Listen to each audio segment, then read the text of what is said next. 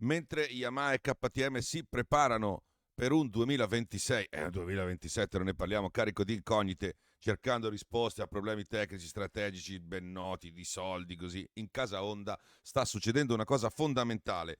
Non si tratta di un miglioramento, ma di una vera e propria trasformazione silenziosa, cioè un cambio di mentalità che potrà portare frutti speciali.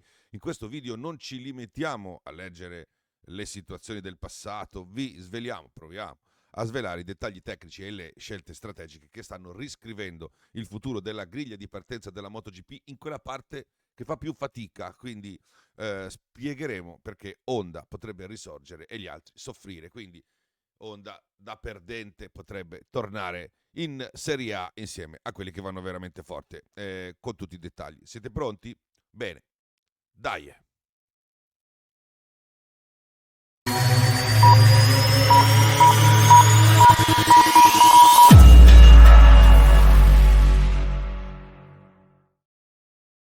Ciao da Mr. Helmet. È un video un po' lungo, o che vi devo dire, mettetelo a 1,5 per. Le volete le informazioni, li volete i ragionamenti, cerchiamo di farli. Un po' di pazienza, ok? Poi c'è anche la versione podcast che ha il vantaggio di non vedere la mia faccia. Allora, andiamo al dunque.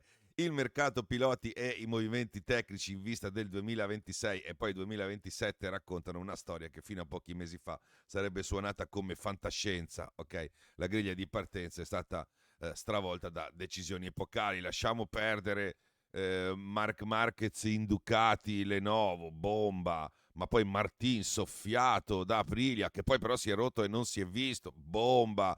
Alex Marquez, un privato che contende il titolo le prime 4-5 gare, poi batte Bagnaia, bomba, Bagnaia in difficoltà, bomba, tutte queste robe qua. Però è la verità che c'era gente che si era preparata la bomba a casa e però in alcuni casi non è esplosa e in altri è esplosa in mano. KTM è nata come una squadra da sogno, vero e proprio, no? Dream Team, piloti del calibro di Bastianini, bomba, Vignales, fortissimo, che si sono uniti a Brad Binder, che era una garanzia, e Pedro Acosta, il super talento, no? Emergente.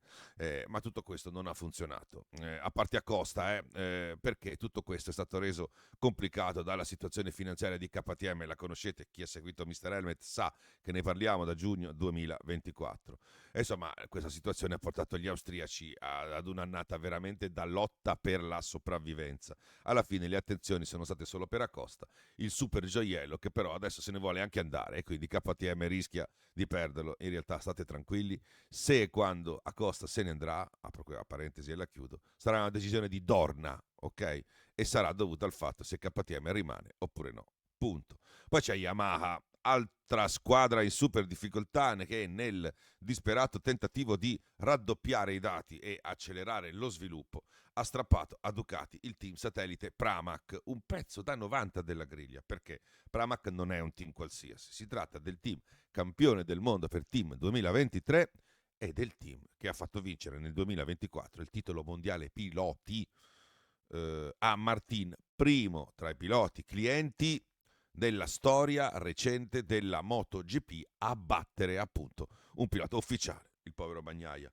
Per adesso però non si vedono grandi risultati, ma la vera notizia, che poi è il focus del nostro video, è quella più silenziosa e più significativa forse, che arriva da Tokyo da Honda.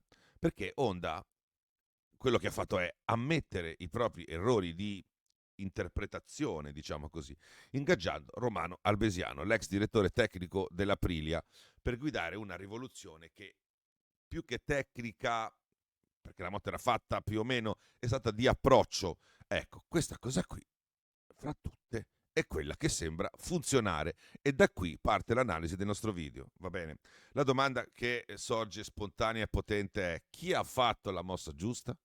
La corazzata KTM di piloti risolverà con i piloti i problemi di una moto che nel 2024 è stata velocissima ma incostante, per poi avere un 2025 che non vale la pena proprio calcolare visti i problemi finanziari avuti?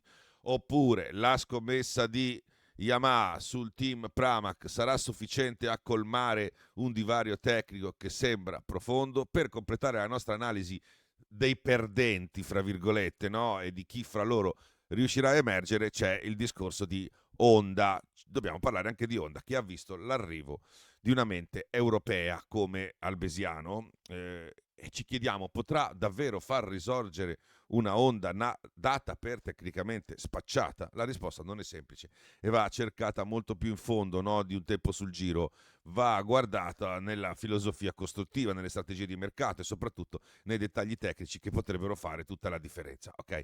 Allora, come prima cosa dobbiamo analizzare perché le altre case, certe case, quelle case lì di cui stiamo parlando, sono andate in crisi. Ok, cominciamo da Yamaha e KTM. Allora, ehm, parliamo appunto partiamo da chi ha sofferto di più nel 2024. Yamaha, la cui situazione per la moto di Iwata è stata drammatica. Okay? Le parole di Fabio Quartararo dopo ogni gara sono state la cartina tornasole di una frustrazione palpabile che va al di là della pazienza di aver preso tanti soldi per rimanere in una casa. La verità è che Quartararo pensava sì di prendere dei soldi per avere della pazienza, ma non così tanta. Ok?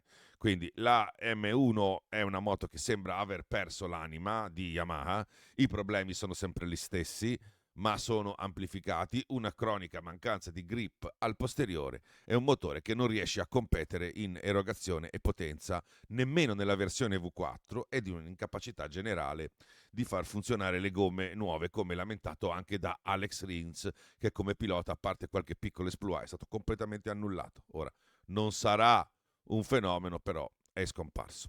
La Yamaha è una moto che nel 2024 non ha progredito, anzi a tratti è sembrata regredire. Si potrebbe dire guardandola da fuori, no?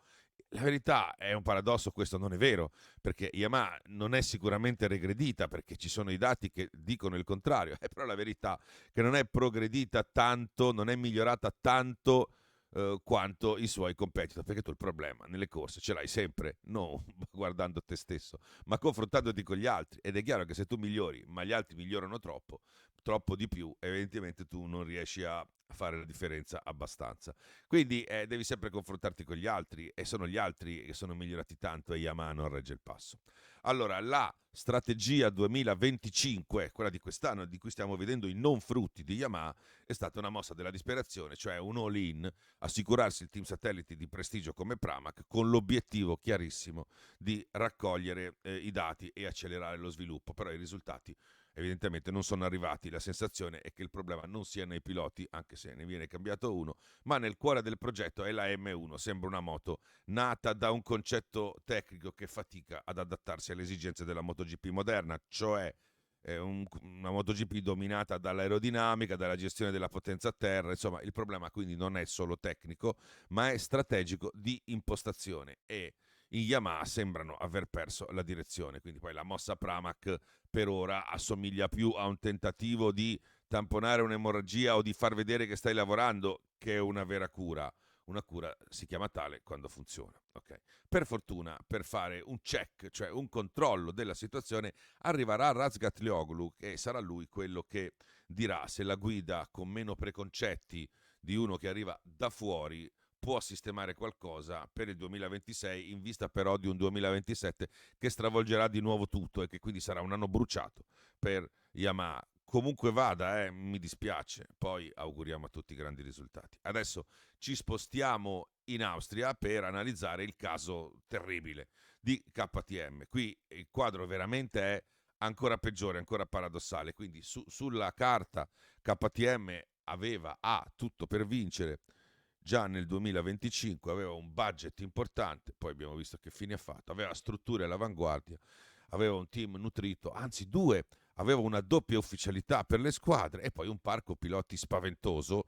Brad Binder è sempre stato fortissimo ed è sempre stata una garanzia. Acosta, un super talento voluto da tutti, imprigionato in KTM, ma comunque un grande pilota, il successore di Marc Marquez, si dice, e poi due nuovi acquisti, Bastianini che era un top rider, è un top rider, e Maverick Vignales che al di là del suo umore, della sua umoralità, è stato messo anche lui nel team Tech 3, che è tornato a vestire i colori Red Bull, quindi quattro moto ufficiali, eppure la RC è stata la grande incognita del 2024 e del 2025, con un problema tecnico specifico e devastante, cioè un consumo anomalo dalle gomme di questa incompiutezza è stata accentuata dal budget di KTM. Ne abbiamo parlato su Mr. Helmet per primi, ma ormai lo sanno anche i muri. Il budget, la situazione finanziaria di KTM ha avvelenato la situazione. KTM è praticamente fallita e la factory è stata ad un passo dalla chiusura. Ancora adesso i nuovi proprietari di Bajaj lo dicono un giorno sì e un giorno no, non è garantito che continueranno. Quindi, visto così il 2025, che è stato peggiore delle migliori aspettative, ma migliore delle peggiori, cioè di quello che sarebbe potuto succedere veramente se i rubinetti dei soldi fossero stati chiusi. KTM forse non è giudicabile, però noi di questo non stiamo parlando, stiamo parlando di tecnica e quindi di politica e di finanza, parliamo in altri momenti. Dal punto di vista tecnico la situazione di KTM è questa: è una moto che letteralmente divora le gomme, è veloce sul giro secco, a volte fulminea, ha un super motore, però sulla distanza della gara perde di prestazione e si rende difficile da guidare proprio in modo verticale. I piloti da Acosta a Binder si sono lamentati di una motocicletta che diventa imprevedibile e ingestibile dopo pochi giri, con vibrazioni, perdita di aderenza che rendono impossibile mantenere un passo costante. Il telaio, che è reattivo, sembra non lavorare sempre in armonia con le Michelin, scaricando a terra troppa aggressività. Quando funziona, funziona, e quando non funziona veramente ti lancia o ti limita. Quindi la strategia di KTM è quella di puntare su un roster di piloti esperti ed estrosi, gente che guida sui problemi, ma si scontra con un muro tecnico se questo problema non viene risolto. Quindi non puoi vincere se la tua moto ti abbandona a metà gara. eh, Però c'è un altro problema, ve lo ridico: non puoi vincere nemmeno se non hai i soldi per fare le gare. Volete sentire un altro problema di KTM? Se anche l'anno prossimo per KTM andrà male, sarà stato bruciato un altro anno e nel 2027 bisognerà cominciare tutto da capo, sempre se KTM ci sarà, se ci sarà un 2027 per KTM, perché Bajaj, ripeto, ha detto di essere pronta a tagliare tutto o quasi. E, e quando le cose vanno male, come stanno andando adesso, è più facile dire grazie di tutto, allocazione delle risorse e crisi aziendale, che sono le due cause che ha sempre usato KTM. Ok, adesso è il momento di parlare di Honda, cioè la potenziale rivoluzione di Honda, l'ho già detto prima, ha un nome e cognome, Romano Albesiano, che non è che ha ridisegnato la moto, non è che ha tirato fuori chissà, no.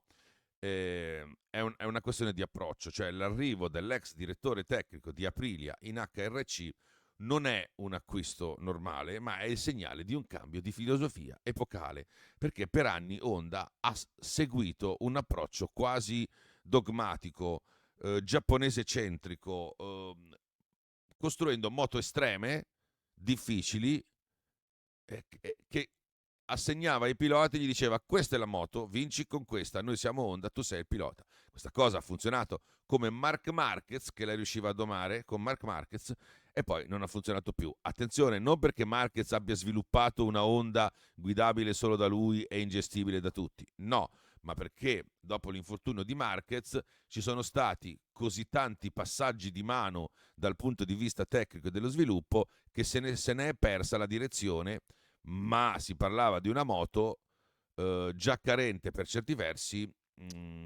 sulla quale però Marquez riusciva a mettere del suo e a vincere. Quindi questa è stata la situazione. Chi dice che Marquez abbia rovinato, fra virgolette, una motocicletta dice cose che non hanno senso, perché la verità è che i numeri dicono che con Marquez quella moto lì vinceva fino a quando è stato in piedi. Va bene, comunque il sistema di Honda è crollato negli anni e l'ingaggio di Albesiano rappresenta l'ammissione di quel fallimento e l'apertura a una nuova via, cioè la via europea di interpretazione delle corse, che è opposta a quella giapponese, che è fatta di tempi più lunghi, minore reattività, magari molte risorse in più, però meno adattamento, una visione più factory centrica rispetto a una visione più di adattamento sul campo. Insomma, le cose sono cambiate perché Albesiano ha portato con sé un metodo di lavoro diverso, focalizzato sull'ascolto dei piloti e sulla ricerca di un bilanciamento più che sulla prestazione assoluta. La RC 213V del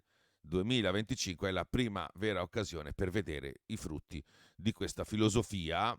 Ripeto, la moto c'era già ed era sotto le carene, il lavoro era già egregio, c'era già un lavoro sul telaio, sulla distribuzione dei peli, sull'elettronica, eccetera. Però già a fine del 2024 piloti come Zarco hanno parlato di un feeling molto diverso con la nuova componentistica, che è un segnale che la direzione sta cambiando. Ok?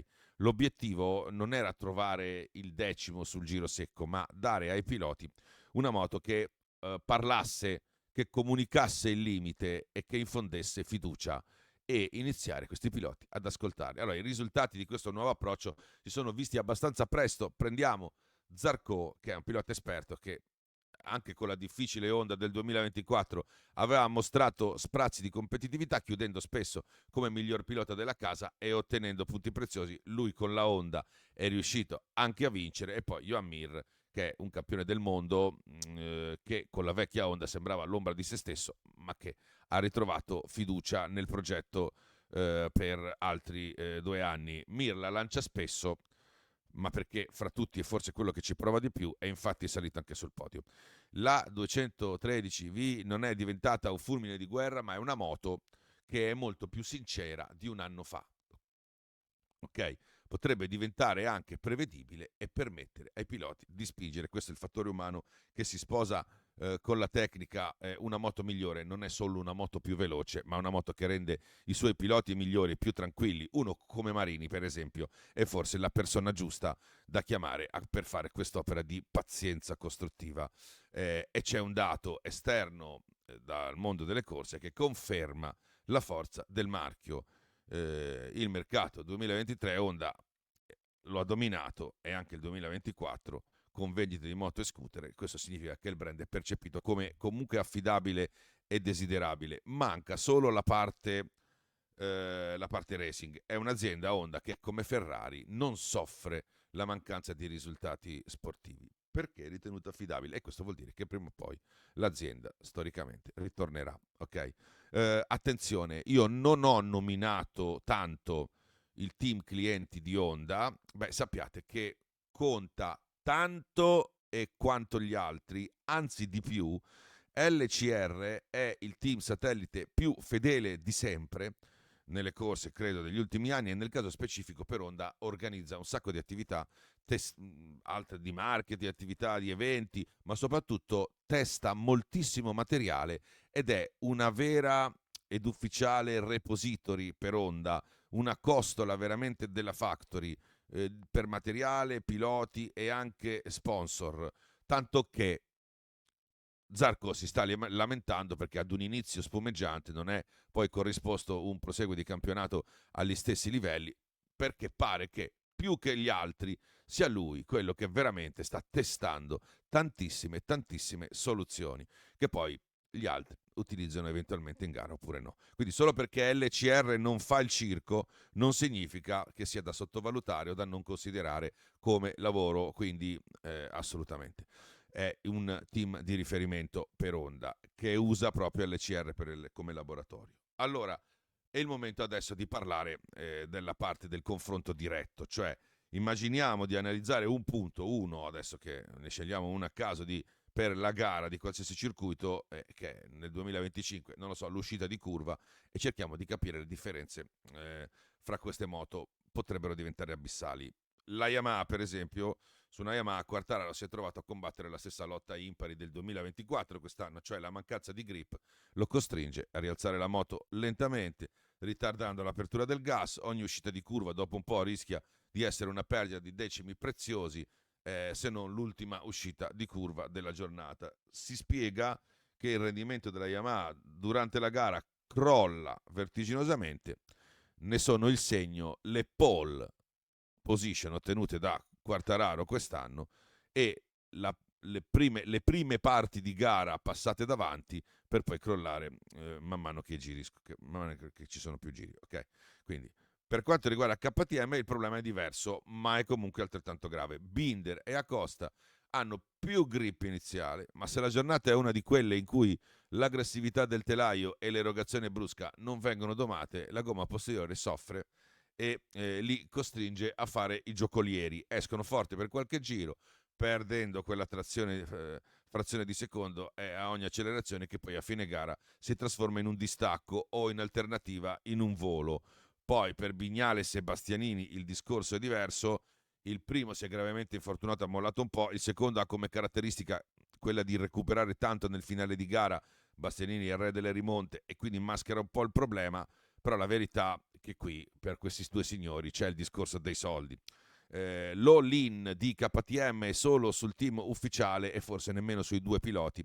Insomma, all'azienda e a Red Bull interessa solo Acosta, tutta la roba che Acosta prova, tutti i miglioramenti che hanno, gli altri non li vedono neanche disegnati. E quindi questo è un problema grave, perché non ci dà di KTM un risultato uniforme o comunque analizzabile. E beh, adesso guardiamo la Honda, che è il terzo, no, dei perdenti, dei candidati a passare di categoria. Ehm, Grazie a un potenziale telaio più flessibile, sembra, e a una migliore distribuzione dei pesi, sembra, e a tutta una serie di accorgimenti elettronici, nel senso che sono state fatte per Honda tantissime lavorazioni anche in virtù delle concessioni, e io vi invito a dare un'occhiata al video in cui le spiego. Zarco, Mir e Marini riescono ad ottenere, anche se non sempre, una trazione migliore, una moto più stabile che infonde fiducia, magari a volte anche troppa, insomma, e questo permette loro di aprire il gas con più decisione. La potenza viene scaricata a terra in modo più efficace e senza stressare eccessivamente la gomma. A Honda manca ancora un po' di velocità, non ha la velocità di punta di una Ducati, però in quella fase cruciale l'uscita di curva non è più così di un altro pianeta, ok? Teniamo conto che Mir e Marini hanno due modi diversi di correre, e Mir rischia un po' di più, Marini è sicuramente in fase più costruttiva e infatti in tutto il campionato è caduto solo una volta. Chi fa le prove, lo abbiamo detto, è Zarco, che si sobbarca molto del rischio per il materiale che non funziona, fra virgolette. Bene, torniamo da dove siamo partiti per fare una proiezione futura. Le scelte per il 2025 sono state fatte, la stagione ormai è agli sgoccioli, l'abbiamo vista, le scommesse sono sul tavolo e si vede chi l'ha persa e chi l'ha vinta. Queste case di cui abbiamo parlato, Honda, KTM e Yamaha, sono ancora le case Cenerentola, però fra le tre ce n'è una che migliora, ok? Honda ha avuto il coraggio di ammettere il fallimento, di guardare fuori dai propri confini e di provare a cambiare radicalmente la mentalità con l'ingaggio di Albesiano. Ha capito che sulla MotoGP di oggi non vince più solo la moto più potente, ma quella più equilibrata. Yamaha e KTM, al contrario, hanno fatto scommesse diverse. Yamaha ha aggiunto una struttura satellite più forte per risolvere i problemi di un concetto tecnico in crisi e ha lanciato il nuovo motore V4, che però al momento è ancora carente. KTM ha puntato sui piloti nella speranza di domare una moto dal carattere scorbutico, ma perché su altre cose più di tanto non poteva puntare, e anzi ha anche tolto dal punto di vista tecnico, concentrandosi a Costa. Ha già dovuto mollare KTM, l'unico che la tiene in piedi appunto è Acosta, che però fino adesso non ha vinto nemmeno una gara. Persino Fernandez su Aprilia Clienti, che è un'altra scommessa vinta di Aprilia, che però gioca un altro campionato, non la teniamo in mezzo, persino Fernandez sull'Aprilia Clienti ha vinto una gara, che Acosta no. Quindi questo la dice lunga, insomma, sulla frustrazione che ci può essere in KTM. La domanda adesso non è se Yamaha, KTM torneranno su, perché il talento dei loro piloti, il blasone delle risorse sono immensi. La vera domanda è quando e se le loro scommesse pagheranno, perché la MotoGP non aspetta nessuno e mentre loro cercano risposte, Honda ha già iniziato a costruire un futuro diverso. Poi è chiaro che KTM ha un altro problema, è inutile ripetere che non sappiamo se continuerà. Super sintesi. Tolta Ducati che è leader e Aprilia che è spesso coprotagonista, e questi due giocano un altro campionato, ci sono i perdenti, fra questi Honda è l'unica casa che sembra aver iniziato un vero cambiamento per il 2026, anno di transizione, insomma, l'ultimo anno dei campionati estremi che la porterà al 2027 in cui si resetta tutto in posizione di più o meno parità. Allora, questa è la mia analisi, ora vorrei sentire la vostra. qual è secondo voi il dettaglio tecnico più importante che farà la differenza nel 2026 e poi per il 2027 per queste case? Sarà davvero la rinascita o l'inizio della rinascita di Honda grazie alla filosofia europea di Albesiano, oppure c'è dell'altro? Cosa dovrebbero fare Yamaha e KTM per uscire da questa crisi e uscire dalle paludi dei bassi fondi della classifica con le super concessioni che fanno comodo ma sono anche un po' umilianti? Me lo dite nei commenti, ok? Abbonatevi, iscrivetevi al canale, supportate Mr. Helmet se volete queste analisi qua e finalmente parliamo di moto, ok? Ciao da Mr. Helmet.